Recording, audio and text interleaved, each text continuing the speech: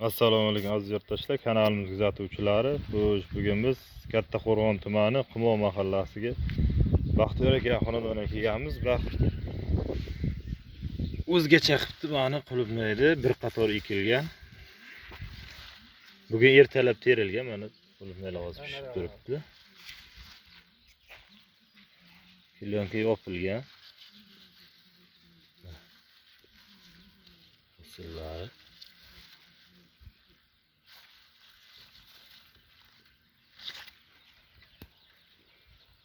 xo'sh, ustiga parni yopilgan ekan.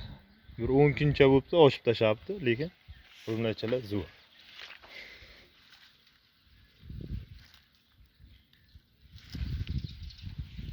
Bu yerda ham bor ekan.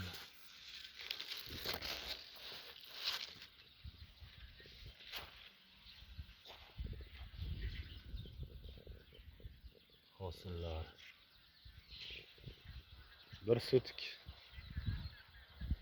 birini provaga qilgan ekan. Xo'sh, birinchi terimdan 16 kg shunday chiqibdi. Bugun ertalab terib borgan.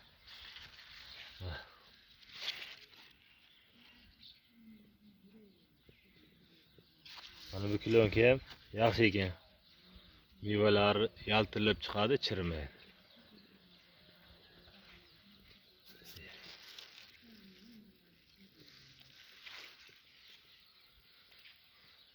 Kimdir shu bir qator ekib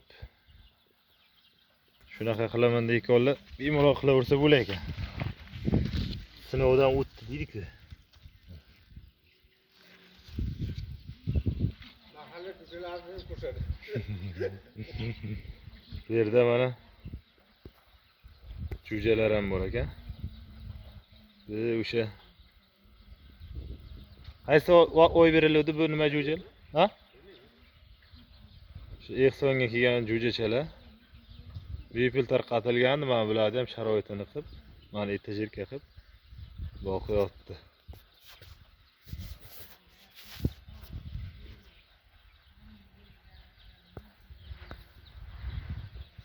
Bizda hozircha shular.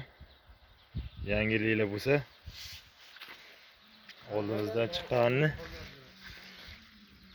yoritib ketaveramiz. Lo yerda nimada? Ko'k balgarmi, qizilmi bu? Sochishga ham bormi? Mana bu yerda ko'k va qizil balgarlar bor. Bu yerda ham mana. Bu yoqda ham supada ham bor. Unga kerak bo'lsa, o'zi hozir ekib olganimdan keyin sotaman deyapti. Menimcha ortsa kerak. Qumoqqa Baxtiyor aka uyga kelaverasizlar.